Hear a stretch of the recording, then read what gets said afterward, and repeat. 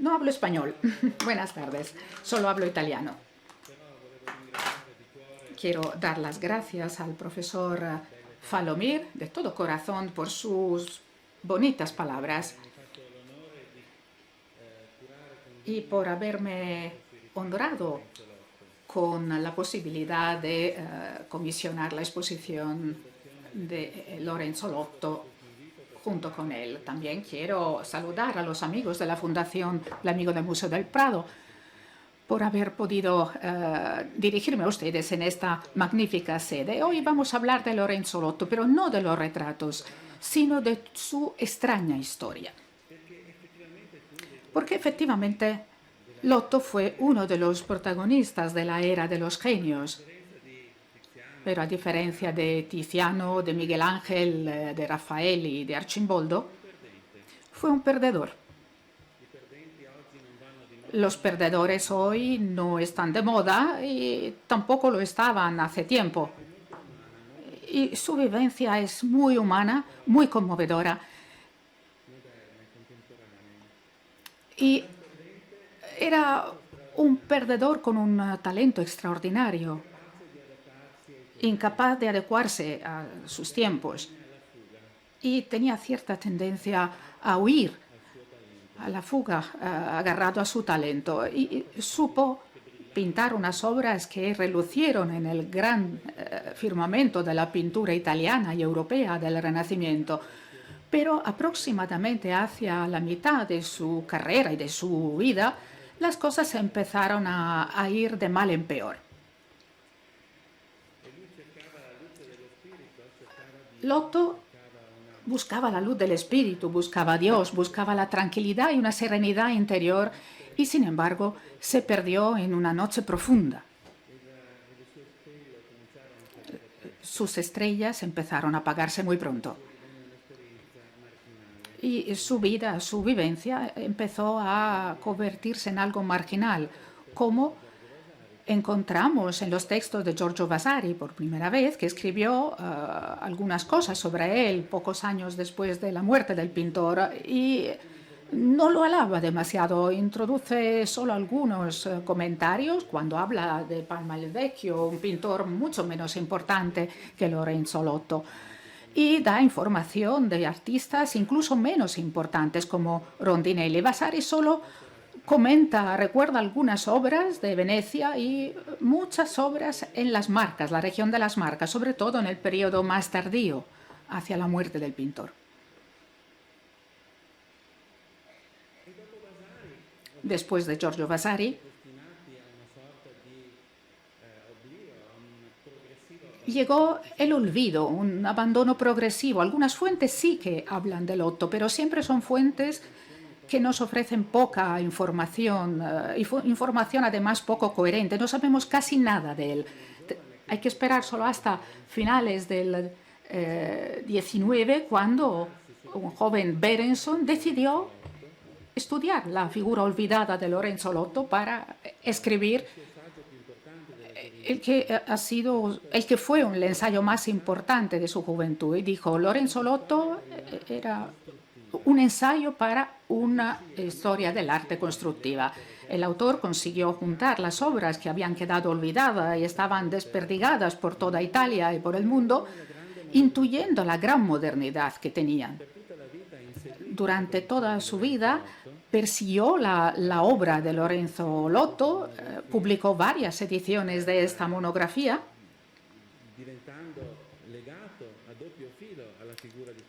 y prácticamente quedó vinculado, estrechamente vinculado a este pintor italiano.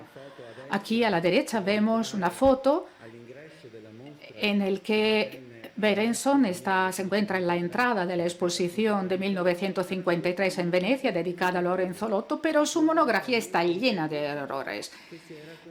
Prácticamente Berenson se perdió al perseguir a Lorenzo Lotto.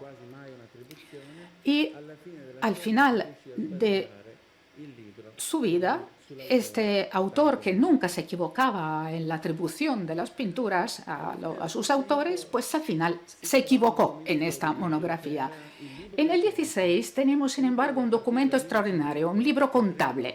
A partir de 1538, Lorenzo Lotto, de hecho, apuntaba todo lo que le ocurría en su vida y sobre todo en su vida profesional. Y a partir de ese momento en adelante conseguimos seguir la última parte de su carrera.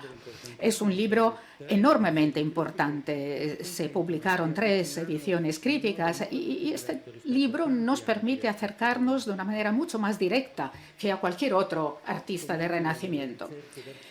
Empiezan las investigaciones de archivo. Entre los archivos encontramos cartas y testamentos. Esto, por ejemplo, este documento lo encontramos en el Archivo de Estado de Venecia y vemos que estuvo en Venecia en 1480. Este testamento comienza diciendo: yo, Lorenzo Lotto, veneciano de aproximadamente 66 años, 1480-81. Esta es una duda filológica porque no sabemos cómo se contaban las edades. Si se hacía como los antiguos romanos cuando empezaba el año o como nosotros, para parecer más jóvenes al año cumplido. Por lo tanto, podría haber nacido en 1480 o 1481. No sabemos nada de su padre ni de su madre. Sabemos, sin embargo, que tuvo una buena educación y los documentos nos demuestran que estuvo en contacto con patricios prestigiosos, aristócratas prestigiosos. El libro contable, el libro de cuentas, se interrumpe en 1556 y sabemos que murió a finales de 1566, al final de una época. Su producción comienza al inicio del siglo y termina un poco más allá que la mitad del siglo. Y lo vemos también en estas 2 imágenes. Él cambia muchísimo la percepción que tiene de las personas, de la vida, del mundo. En la primera mitad del 16, en Italia y en Europa, en todo el mundo sucedieron cosas que cambiaron las perspectivas del mundo. En esos años también Carlos V renuncia al título de emperador. El mundo estaba cambiando. Y entre estos 2 extremos, el retrato del joven con linterna y el retrato de Brera, han pasado muchas cosas en la vida de Lorenzo Lotto. Además, Lotto era un gran viajero. Trabajó en Venecia, en Treviso, en Las Marcas, en Roma. De ahí se trasladó a Perusa, luego Florencia. Trabajó muchísimo en el corazón de Lombardía, en la ciudad de Bérgamo. Por lo tanto, su vida también hace referencia a la historia del arte italiano del siglo XVI, pero todo empieza ahí, en su Venecia. Allí podemos imaginarle joven, un muchacho de 15 años, que llega a un contexto extraordinario desde el punto de vista cultural. Era la Venecia en su época más poderosa de la historia. Todavía no había sido frenada por los ejércitos de la Liga de Cambrai, cuando toda Europa se alió para arginar su enorme poder. Era una Venecia en la que pululaban los artistas, una Venecia que era cada vez más monumental, con escultores, con libreros, poetas, músicos, científicos. Empieza a trabajar en el taller, como intuyó Bernard Berenson, el taller de un pintor original de la ciudad de Murano, Vivarini, el último exponente de una gloriosa familia de artistas. En un determinado momento de su carrera se enamoró de la producción de los cuadros de Antonello da Messina, que llegó en 1475 a Venecia, y algunas obras de Alvise Vivarini, como el retrato que vemos arriba a la izquierda, que está conservado en el Museo Chirico de Padua. Se entiende perfectamente que Alvise Vivarini estudió las obras maestras, los retratos, de Antonello da Messina. Y como cualquier maestro que se respete, trató de trasladar el amor por sus ideales artísticos a su mejor alumno, Lorenzo Lotto. Lotto seguramente debió entrar en las iglesias en las que lucían los retablos de Antonello da Messina, como el retablo de San Cassiano, del que nos queda un fragmento en el Museo Kunsthistorische de Viena, pero también consiguió ver retratos, seguramente, como el de abajo, retratos con un poder, una potencia extraordinaria desde el punto de vista psicológico. En un fondo negro destaca la personalidad y todos los rasgos físicos de estos aristócratas o burgueses venecianos que se ponían en cola en 1475-76 ante el taller de Antonello da Messina, que se marchó pronto de Venecia, dejando, sin embargo, un legado moral enorme. Antonello y Giovanni Bellini fueron los dos maestros ideales de Lorenzo Lotto, que empezó a trabajar probablemente en Treviso. Y de esa época tenemos unas obras muy singulares, muy peculiares, como este retrato de un joven que está conservado en la Accademia Carrara de Bérgamo. Probablemente se pintó a finales del siglo XV o comienzo del XVI, que recuerda muchísimo los modelos de Antonello da Messina, pero ofrece una interpretación muy personal, porque Antonello colocaba siempre sus personajes de tres cuartos. Lorenzo Lotto, sin embargo, retrata de frente este joven con esta mirada melancólica y nos induce a buscar en estos ojos azules algunas características de su alma. Aquí, obviamente, nos encontramos en una temporada del arte del retrato veneciano en el que influyen ya los primeros ejemplos de Giorgione y pintores de gran sensibilidad como Giorgione y pocos otros. El dorso del retrato tiene, el fondo del retrato es un decorado el revés del retrato simula el mármol, un jaspe de Sicilia, para engañar el ojo. Se intenta describir la fisonomía de los personajes, de las figuras, pero al mismo tiempo se alude a otra cosa. El mármol quizás alude a las lápidas que acompañan a los jóvenes si tienen la mala suerte de morir. Entonces, esto significa entender que nos encontramos ante un artista con un enorme potencial en sus primeros años. Ya es un genio, sin embargo, las imágenes como esta no dejan traslucir la evolución que tendría la vida del pintor. El obispo local, Bernardo de Rossi,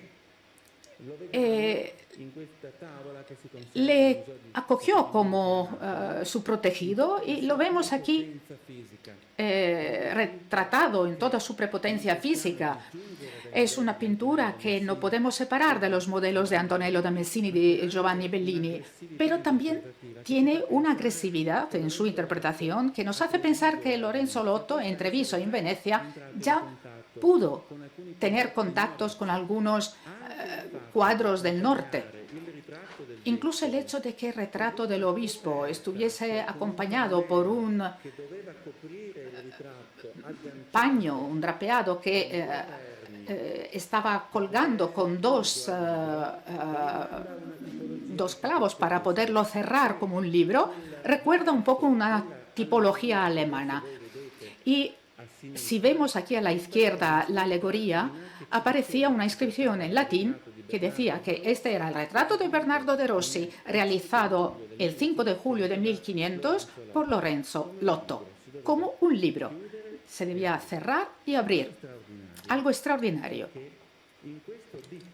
En este díptico, además, Lotto representa el aspecto físico del personaje pero al mismo tiempo también su alma, su horizonte interior. A la izquierda hay una alegoría de enorme complicación que una estudiosa que falleció hace pocos meses, Francesca Cortesi Bosco, interpretó. Es una alegoría de contraposición entre la virtud y el vicio. Pero lo interesante, lo bonito, es que en el centro de esta composición hay un árbol que muere en el mismo momento en que el alma elige el vicio y se regenera, por el contrario, en el momento en que el alma se acerca a la luz. Esa luz que ilumina un angelote que sube a un monte cuya cima está cubierta por una nube, porque Dios no puede ser visto, solo podemos imaginarlo a través del filtro de una nube.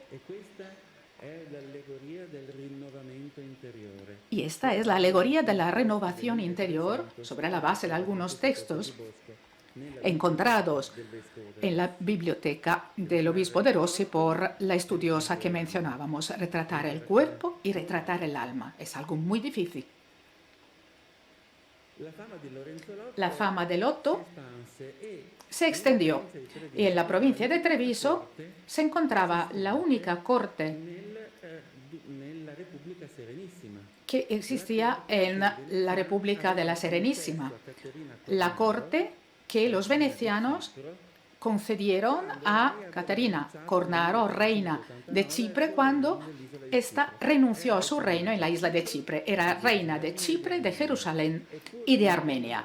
Y con tal de que dejara su reino en las manos de Venecia, esta mujer era veneciana, le permitieron trasladar su corte a uno de los lugares más bonitos de la región del Véneto, la ciudad de Asolo. Y Lotto fue llamado a Asolo para pintar un retablo extraordinario que veremos en la exposición que se inaugurará aquí en el Prado el 18 de junio, en la que vemos representados San Antonio Abad y Ludovico de Tolosa en un paisaje amplio cerca de un camino que lleva a Asolo, precisamente. En el centro hay un cartucho con el nombre de Lorenzo Lotto y suspendida en el cielo una vieja Virgen de la Asunción, cuyos rasgos físicos recuerdan muy de cerca a los de Catalina Cornaro. Es lo que los especialistas llaman un criptorretrato, es decir, un retrato oculto, un retrato de una persona a la que se puede reconocer perfectamente, pero con el semblante, con el disfraz de un personaje mitológico o religioso importante, porque se subraya de esta forma que esa persona es capaz de tener las características, de asumir las características de ese personaje. Catalina Cornaro era reina de Chipre, pero también era reina de Jerusalén, una especie de virgen, y era muy devota. Y esa especie de aparición mariana se apoya sobre un ciprés, una variedad oriental que procede del Egeo, del mar Egeo. Las fronteras de Asolo eran demasiado pequeñas para Lotto y el pintor empieza uno de sus primeros viajes. En 1506 se traslada de Venecia en barco, recorre toda la costa del mar Adriático y llega a Recanati. En 1506, en Recanati, firma un contrato para realizar un políptico que ha llegado hasta nosotros. Tiene un panel principal en el centro y varios paneles secundarios alrededor, y este es uno de los cuadros más bonitos del mundo, sin duda.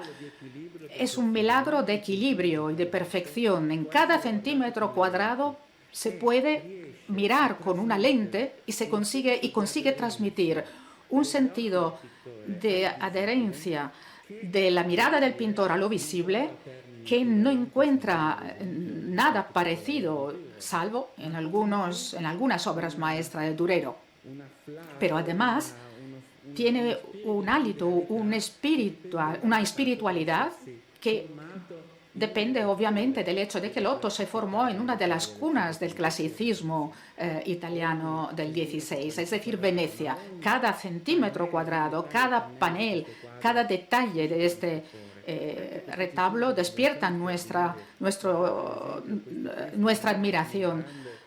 Este Cristo, muerto, por ejemplo, representado como un gran guerrero, sujetado por la Virgen, por Magdalena, otra mujer que cubre su rostro con una representación que Girolamo Savonarola repitió después, y la mirada fija del hombre que sujeta el cuerpo y la cabeza de Cristo. Nos encontramos ante una auténtica cumbre de la pintura. Y gracias a estos éxitos, a Lorenzo Lotto se le ofrece una gran oportunidad. Le llaman a trabajar a Roma. La Roma del Papa Julio II. La Roma que entonces es el corazón de la cristiandad. Lotto siempre demostró ser muy religioso y para él debió ser una gran experiencia también en ese sentido. Roma representaba el nexo de unión entre el clasicismo y el presente. Era el lugar en el que todos los artistas querían estar para estudiar la columna trajana, el Laoconte, que acababan de descubrir, el arco de Constantino, el Coliseo. La antigüedad que Lotto pudo ver en Roma era muy diferente de la que podía contemplar en las colecciones, incluso las más sofisticadas de Venecia, en la que se encontraban objetos griegos que llegaban del mar Egeo, pero aquí se encontró ante el gran legado de la cultura arquitectónica y estatuaria romana. Y el Papa Julio II le llama. Julio II era uno de los papas más enérgicos del XVI, amaba el arte y quiso expresar la grandeza de su Estado, del Estado de Roma, también invitando sistemáticamente los mejores artistas de Italia. En Roma, Lotto probablemente pudo conocer en personajes importantes como el cardenal Domenico Grimani, patriarca de Aquileia, cliente de Giorgione, que vivía en el Palacio Venecia y que vivía también en el Quirinal de Roma. Al comienzo, por lo tanto, pudo ser recibido tal como merecía, como uno de los grandes pintores venecianos llamados a servir para el Papa. Y solo uno de los cuadros romanos de Lotto ha llegado hasta nosotros, este San Jerónimo penitente en un paisaje magnífico. Un paisaje que ya es bastante distinto respecto a los paisajes que había pintado anteriormente.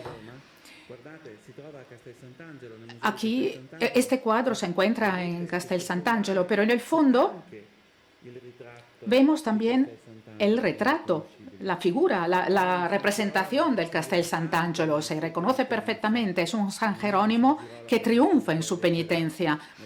No es un San Jerónimo como el que pintó en la parte final de su carrera.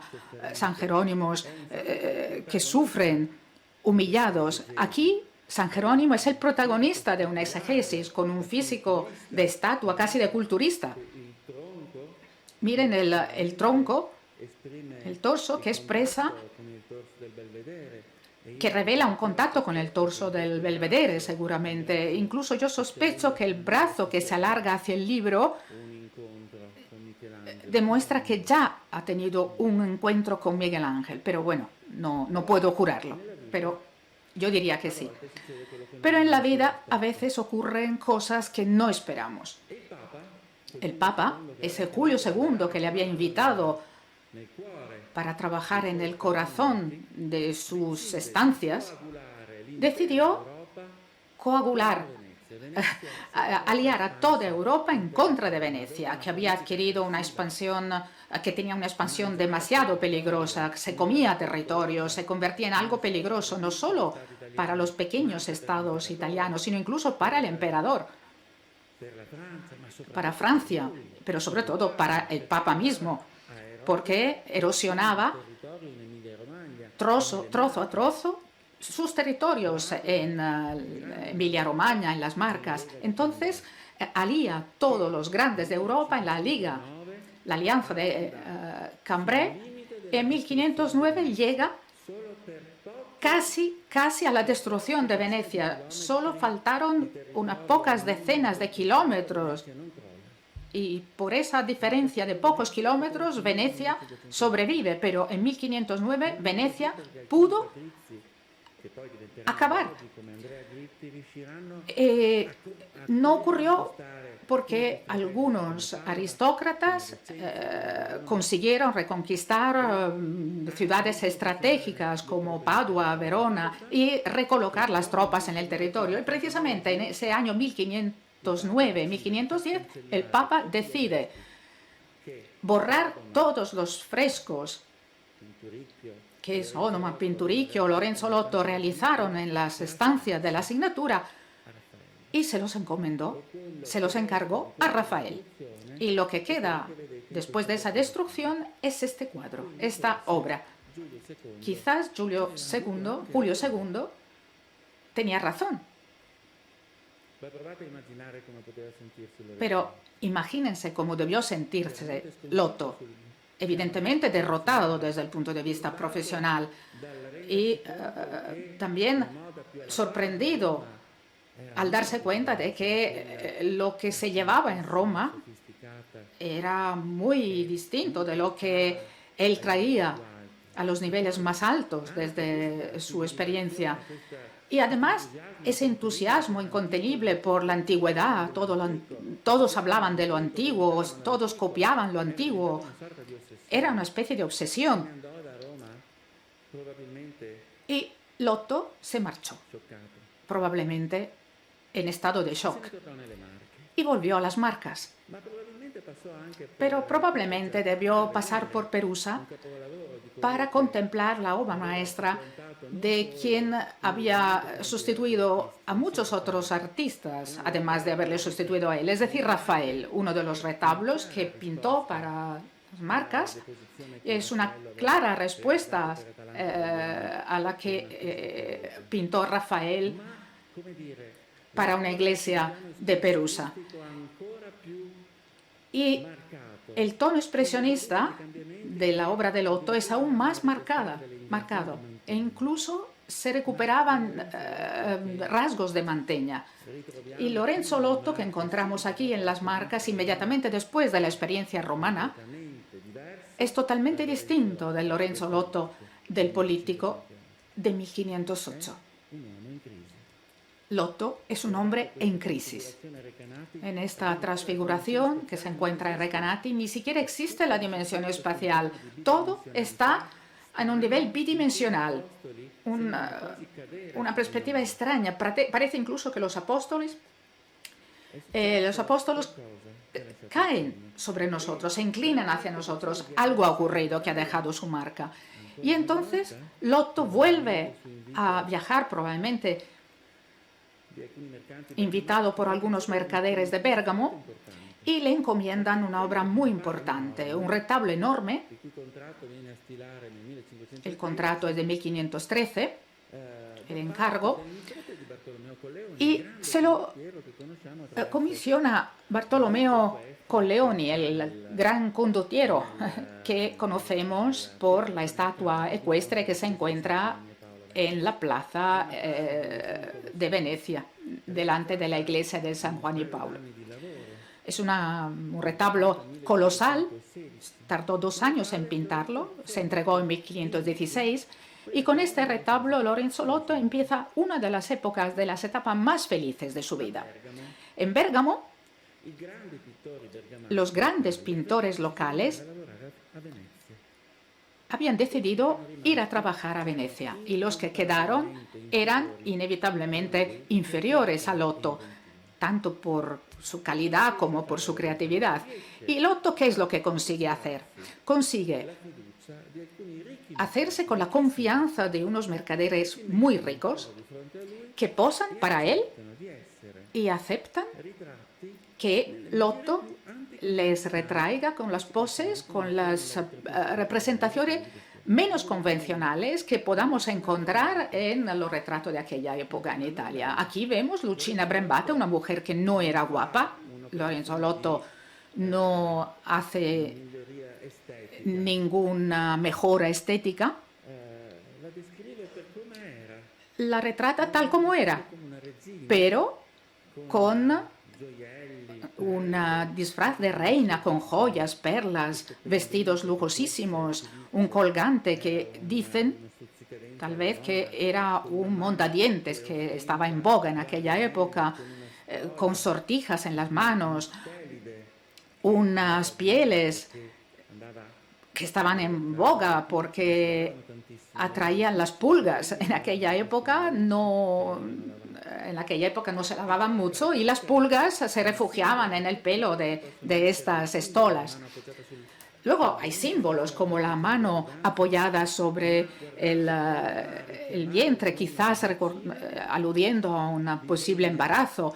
Y además vemos aquí un jeroglífico del nombre Lucina. La luna, la hoz de la luna, en el medio hay CI y aquí tenemos la luz de la luna, Lucina, luna. Lucina tenía un esposo que se llamaba Leonino. Y aquí está, en Viena, mostrando una pequeña garra de león. Obviamente era una joya. Se inclina, el protagonista, el retratado, se inclina con elegancia, saludando, con la mano en el pecho. También en sus manos luce sortijas. Pero miren la cabeza, el fondo. No hay muchos cuadros como esto, con un movimiento, con un dinamismo. Normalmente los retratos son de aquella época, en el centro, en el norte de Italia, en aquellos años, son retratos de pompa, son retratos muy estáticos. Yo no conozco antecedentes, por ejemplo, de composiciones como estas. Marsilio Casotti con su esposa, delante del pintor. El esposo está poniendo el anillo nupcial a la esposa, a la novia. Bernard Berenson, al mirar este cuadro, dijo que Lotto supo describir admirablemente la dulzura y la neurosis de un matrimonio. Detrás de los dos cónyuges aparece un Cupido que pone un yugo detrás de ellos. Cónyugem significa realmente cum yugo, con el yugo. Un yugo de laurel, que siempre es una planta virtuosa, la planta de la virtud, el árbol de la virtud, lo mira diciendo, ay, ay, ay. Y lo mismo que me dijeron a mí cuando me casé, por otra parte. Consigue inventar cosas que nos dejan absolutamente boquiabiertos. Esta Venus posa casi totalmente desnuda, con un bikini hecho por 5 pétalos de rosa colocados en su sitio, sujetando una guirnalda de mirto, que es la planta del conyugal, ante un Cupido que con una precisión balística extraordinaria consigue dirigir la orina directamente sobre la vulva de Venus.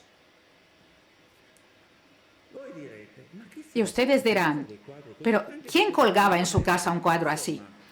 Porque esa Venus, además, Bueno, evidentemente lo colgaba el marido en su dormitorio para promover, para fomentar, ¿qué? Pues la excitación que llevaba a concebir nuevos herederos para la familia. Y ese tipo de pintura debía ser mucho más popular de lo que imaginamos. Pero pueden imaginar cómo en los años sucesivos, en las épocas sucesivas, fueron conservados como pinturas pornográficas. Y no era cierto, era simplemente unas pinturas con una fuerza interpretativa especial. Eran para reír y promovían unos valores positivos. Y Lotto consigue hacer reír trastocando incluso el modelo del retablo. Crea grandes fiestas al aire libre. Este es uno de los grandes retablos de 1521 en Bérgamo. Y San Juan Niño, San Juanito, que es el mismo que ponía el yugo detrás de Faustino y Marsilio Casotti, está estrangulando prácticamente al Cordero, que es el atributo de San Juan Bautista. Y ríe además. Nos invita a reír, a jugar incluso con lo sagrado.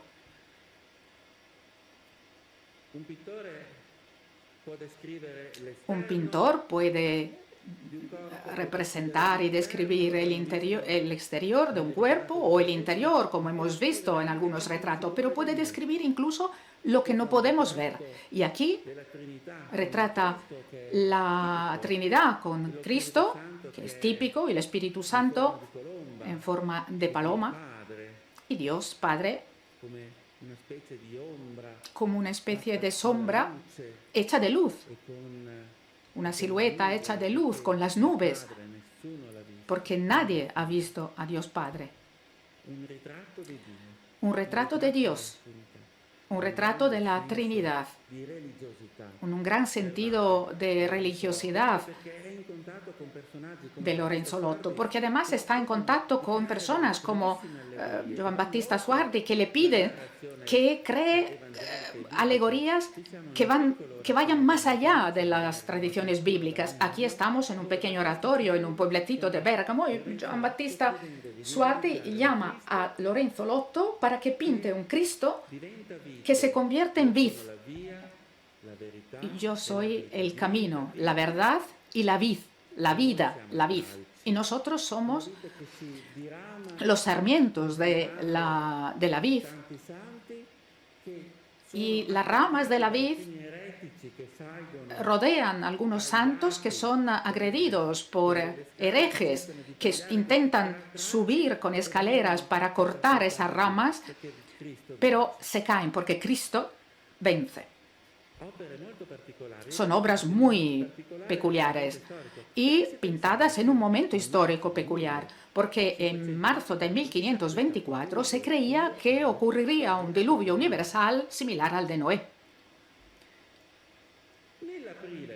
En abril de 1524 todos se dieron cuenta de que la vida seguía, que no hubo diluvio, y Lotto siguió pintando cuadros como estos, por ejemplo, que parecen bastante convencionales, una Virgen con el Niño y dos santos, pero que nos invitan a una reflexión distinta. Aquí San Jerónimo está llorando y meditando sobre el crucifijo que sujeta en la mano.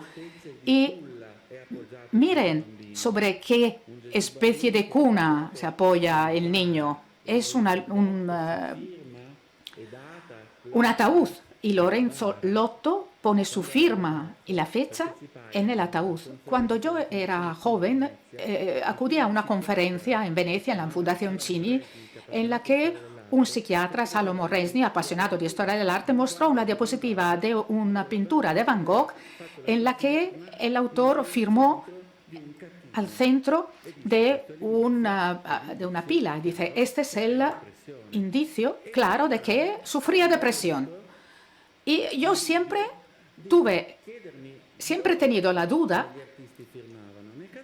Siempre me he preguntado dónde firmaban los artistas. En el caso del Otto, las firmas tienen un gran significado. Aquí, por ejemplo, tenemos el primer plano, como si tuviéramos delante de nuestra ventana, pasando delante de la ventana de la cocina, por ejemplo, Cristo pasando, solo vemos un brazo, una especie de L invertida. Pero miren dónde pone la firma Lotto. Firma al revés. Prácticamente mirando, la firma mira hacia Cristo. La firma mira hacia Cristo. ¿Es una casualidad? En absoluto. Cada detalle, cada cosa tiene un significado. La idea de la muerte está en el ánimo de cada uno de nosotros. A veces pensamos en ello más, a veces menos. Y hay algunas pinturas de Lorenzo Lotto que representan una amonestación, como este, por ejemplo. Un angelote corona una calavera apoyada en un cojín blanco. Lorenzo Lotto nos permite entender que cada imagen puede tener una transfiguración alegórica, y lo vemos en unas taraceas destinada a la iglesia de Santa María la Mayor de Bérgamo, en el que encontramos siempre la metamorfosis de un episodio. Aquí vemos Caín asesinando a Abel. ¿Y qué es lo que vemos aquí? Judas, que besa en la boca a Cristo. Abel es la prefiguración de Cristo. Caín es la prefiguración de Judas. Una rama seca cerca de Judas y una rama viva, verde, al lado de Jesús.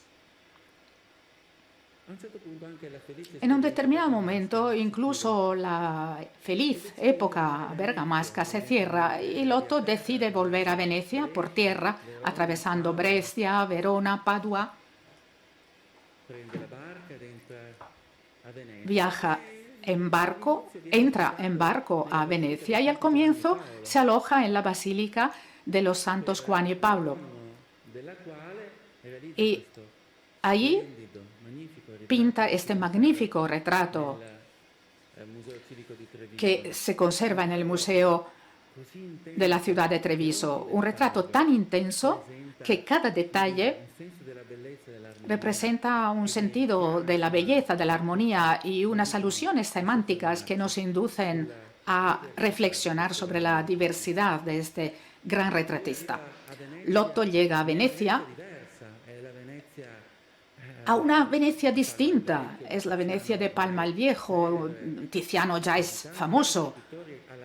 Hay muchos otros pintores que trabajan muchísimo y está convencido de que unas obras de esta calidad serán suficientes para conquistar a nuevos clientes. Entra en contacto con un mercader milanés, Andrea Odoni, apasionado de antigüedades, amante de las antigüedades, y pinta este retrato imperial, extraordinario. Andrea Odoni está representado en su taller, en su despacho, rodeado por objetos antiguos, con un libro cerrado, monedas antiguas y modernas, sujeta en la mano una estatuilla de Diana Efesina. Estaba casado y deseaba tener un heredero, y Diana Efesina era la divinidad de la fertilidad. Tenía muchos pechos para amamantar, y el retratado oculta parcialmente una cruz con su mano izquierda para decir que, a pesar de la riqueza que él tenía, le importaba mucho la fe y la religiosidad. Lotto es uno de los pintores de mayor talento de Venecia en aquella época, con composiciones como esta. Es igual de bonita esta obra que la de Tiziano, sin concesiones. Y recibe el primer encargo de una iglesia veneciana. Estamos en 1507, la cofradía de mercaderes le pide este San Nicolás en gloria entre San Juan Bautista y Santa Lucía, y un paisaje magnífico.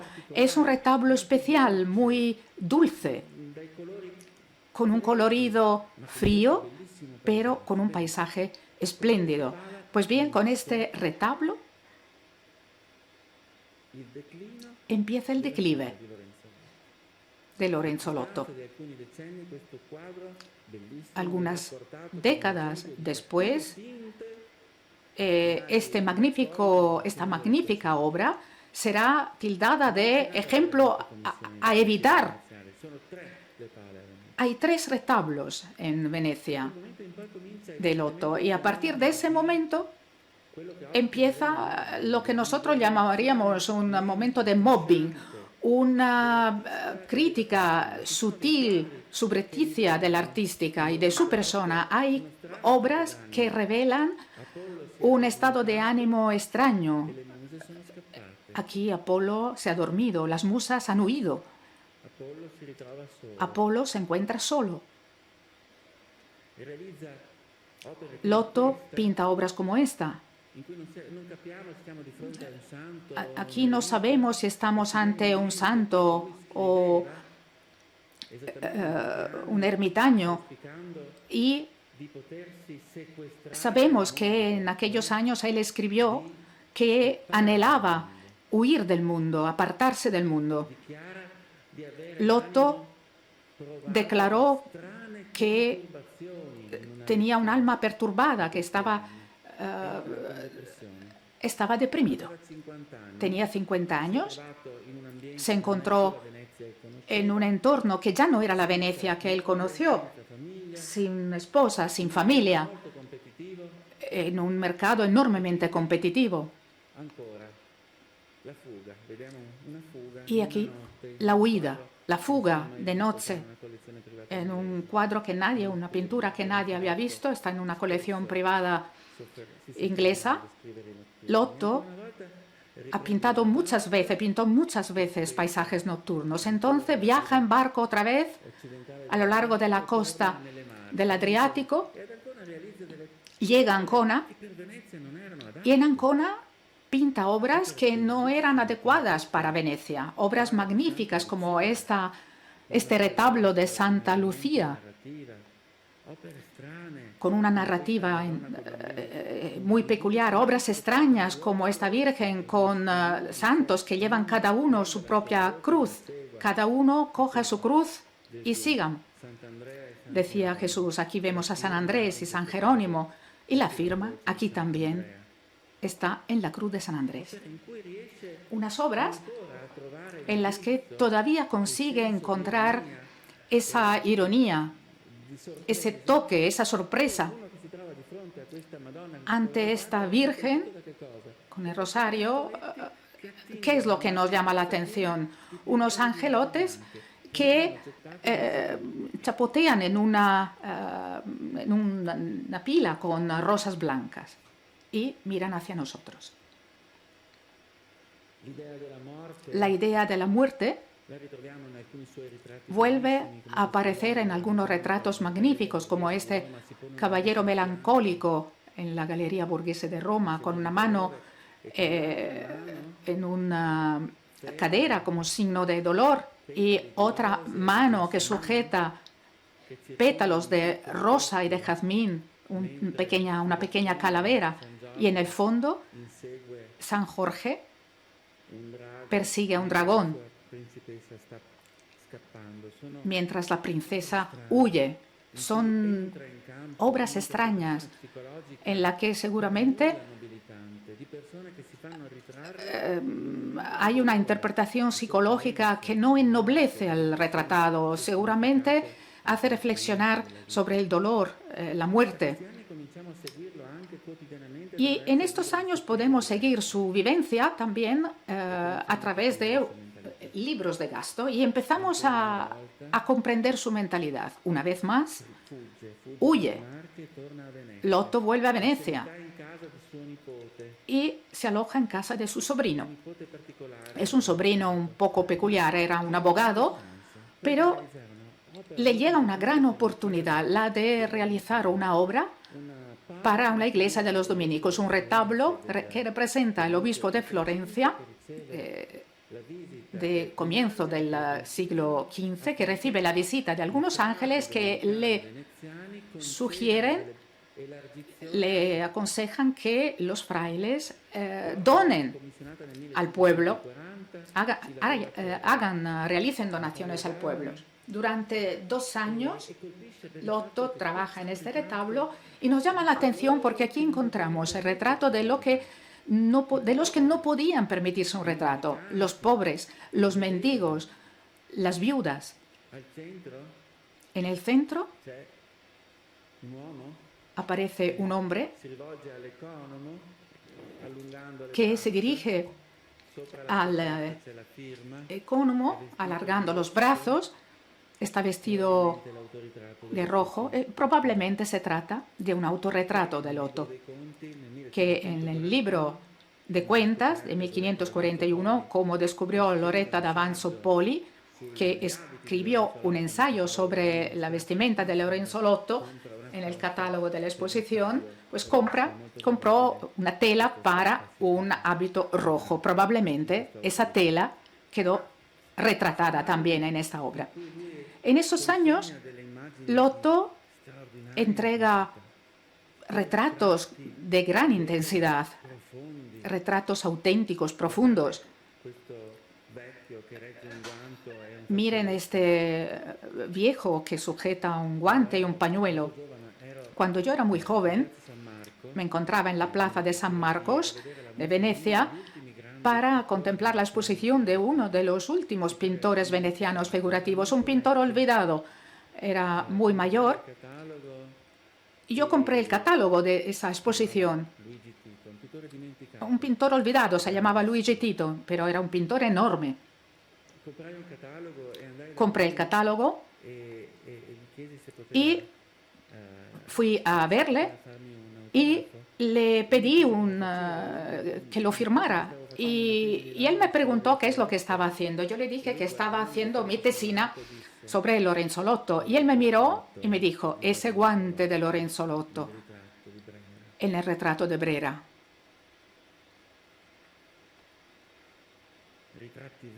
Retratos auténticos, intensos, demasiado auténticos y demasiado intensos probablemente. Febo de Brescia, que vemos aquí retratado, casó a Laura da Pola, 20 años más joven que él. Él es está encantado de haber podido casarse con una muchacha tan joven, pero en la mirada de ella no encontramos la misma emoción. Hay muchos elementos que enriquecen la interpretación del cuadro de esta obra. Elementos simbólicos como los guantes. Los guantes, en los retratos de esa época, son símbolo de la fidelidad. En la Edad Media, cuando se sancionaba un acuerdo, se entregaba un guante. Un pañuelo blanco, como el que sujeta en su mano Febo de Brescia, no es algo para sonarse la nariz. Es el pañuelo que simboliza el pudor de la esposa, el candor de la esposa, que es entregada al esposo. La esposa está retratada arrodillada con un libro de oración, y eso revela que será una mujer devota, una esposa devota. Pero Lorenzo Lotto no consigue transmitir ese sentido de locura, de alegría extraña que nos había llamado la atención en el retrato de Miser Marsilio y su esposa conservado en el Prado. Aquí encontramos tristeza, una sombra de melancolía que se alarga en los retratos de estos años. Aquí tenemos un padre y un hijo que parece como si sintieran un peligro inminente. El padre aprieta a su hijo cerca de él. El niño tiene una mirada aterrada.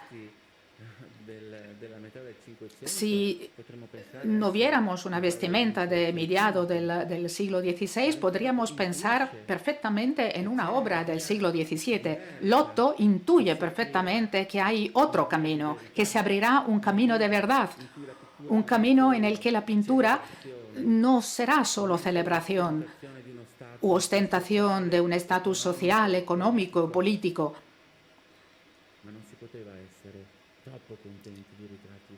Pero en aquella época la gente no quedaba demasiado contenta con estos retratos. En el libro del Otto abundan los comentarios como este cuadro me lo han rechazado, esto no me lo quieren pagar. Eran excusas, evidentemente, pero empieza a luchar, a pelearse con sus clientes que no le pagan, regatea.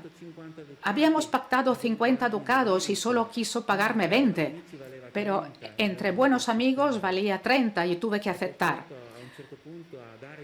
En un determinado momento se vio obligado a empeñar los objetos más queridos que tenía para poder comer.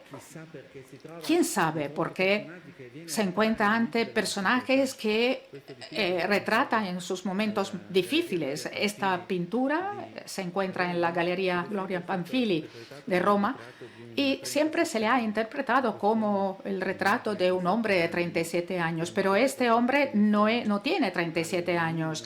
Es un viudo que tiene en el meñique la alianza de su mujer y la señala y se hace retratar delante de la tumba de su esposa, rodeada de hiedra, que es un símbolo positivo de la virtud. Virtus ascendit, se lee en una inscripción del Rigoletto da Modena acerca de la hiedra. Y al otro lado, ¿qué es lo que vemos representado? Un cupido con las manos unidas en oración, las alas, las dos piernas apoyadas en una báscula, el equilibrio del amor y la sabiduría, tal como encontramos representado en una de las taraceas de Bérgamo. Pero en este caso, el cupido no mira hacia la tierra, hacia el presente, sino que aquí se mira hacia el cielo, hacia el mundo que está más allá. Ese retrato de un hombre dolido que llama al pintor para que le retrate en el momento en el que declara su fidelidad hacia una esposa que volverá a encontrar, volverá a ver solo después de su muerte. Y Lotto se encuentra más a gusto con personajes que, como él, tienen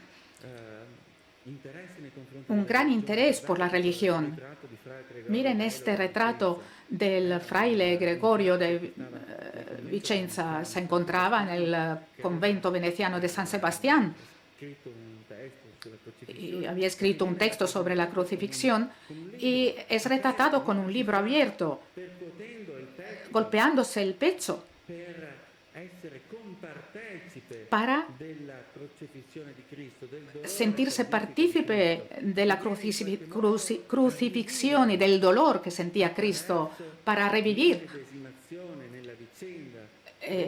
poniéndose en el lugar de Cristo su pasión, tal como se desprende de los textos sacros.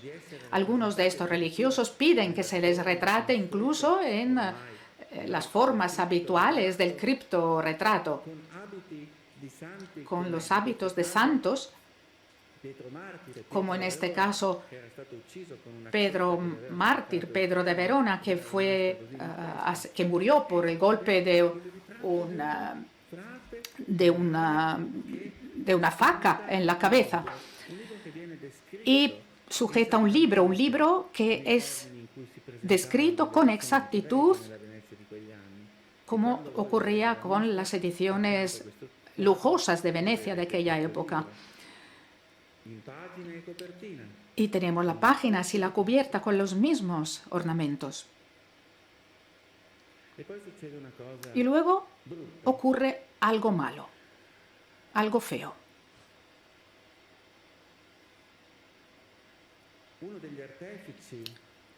Uno de los artífices de la fama veneciana, italiana y europea de Tiziano, el escritor Pietro Aretino, le escribió una carta en 1548 en la que básicamente le dice que Tiziano le saluda desde Augusta, donde estaba trabajando en la corte del emperador Carlos V, rodeado por todo tipo de honores, y le dice que querría escuchar su opinión sobre la obra que estaba pintando. le interesaban las opiniones de Lorenzo Lotto porque creía en su sinceridad. Porque siempre decía lo que piensa. Dice, oh Lotto, bueno como la bondad y virtuoso como la virtud. Tiziano, desde Augusta, en medio de todos los honores del mundo, te saluda y te abraza. Etcétera. Y al final dice, desde luego, vos no sois tan bueno como Tiziano, pero nadie os supera en el oficio religioso, es decir, en la práctica religiosa. Y así el cielo os devolverá la gloria que el mundo os niega. Aretino dice que a Tiziano la gloria la alcanza en la tierra y dice que Lotto la gloria en la tierra no la alcanzará jamás, pero la alcanzará en el cielo por su bondad y su virtud. Aretino estaba absolutamente, era enemigo acérrimo de Lotto, no tenía ningún tipo de prejuicio y Lotto tenía siempre un afán de justicia y seguramente esa carta llevó al viejo Lorenzo a una situación sin retorno. Fue la gota que hizo rebosar el vaso. Todos los pintores de su época habían sido capaces de gestionar su vida profesional de manera maquiavélica, estratégica, de una forma muy moderna. Supieron elegir portavoces como Baldassar Castiglione, Aretino, Vasari, que les celebraban y les exponían a los honores de las cortes a nivel literario. Incluso Leonardo, cuando trata de ser contratado por Ludovico el Moro, expone un montón de atributos y un montón de capacidades. La última de ellas era la pintura. Pero Lorenzo Lotto no supo o no quiso doblegarse a esa lógica de autobombo y por lo tanto quedó al margen. Quizás la carta de Aretino o quizá fueron otras dificultades que encontró en Venecia lo que le llevaron una vez más, la última vez, a viajar otra vez hacia las Marcas, porque en las Marcas todavía quedaban algunos clientes, pero estaba cansado. Estaba enfermo también, sufría, se arrastraba de un pueblecito a otro pintando obras flojas, tristes, no innovadoras. Paradójicamente, como es el caso de la Asunción de la Virgen en San Francesco alle Scale de Ancona, recuerdan modelos del Tiziano ganador de 30 años antes. Quizás las palabras de Aretino dejaron su huella en Lotto. ¿Y qué ocurre entonces? Después de haber recogido los últimos encargos, después de haber tratado de vender sus últimas obras a través de una lotería en Ancona, una lotería que no tuvo éxito, pues decidió ir a Loreto, al santuario de la Virgen. Entonces se marcha de Ancona y se entrega al convento. En el libro de cuentas leemos el 30 de agosto de 1552. El 30 de agosto llegué a Santa María de Loreto con todas mis cosas. Entonces va a Loreto y después de 2 años decide entregarse a la Virgen. El 8 de septiembre, el día en que la Iglesia Católica celebra la Virgen de Loreto, él apunta en el libro de cuentas: para no perderme aún más en mi vejez, he querido descansar, dar paz a mi alma en este santo lugar y convirtiéndome en oblato, dedicándome a la Virgen hasta el último de mis días. Y aquí pinta obras que hablan de la victoria del bien sobre el mal, hablan de virtud, de la justicia, que vencen a la fortuna.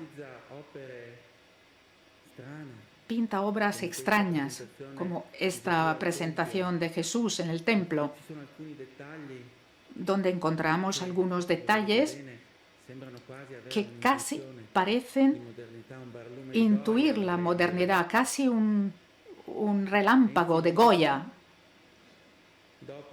Y en silencio, tras aceptar los encargos más humildes, como el de pintar el número que marcaban las camas del hospital, Lotto, de puntillas, en silencio, Vasari dice que perdió la voz, sale de la escena, sale de este mundo, dejando sus últimas obras que eran como las estrellas fugaces que caen en las noches oscuras de San Lorenzo. Quizás se llamaba Lorenzo precisamente porque nació el 10 de agosto.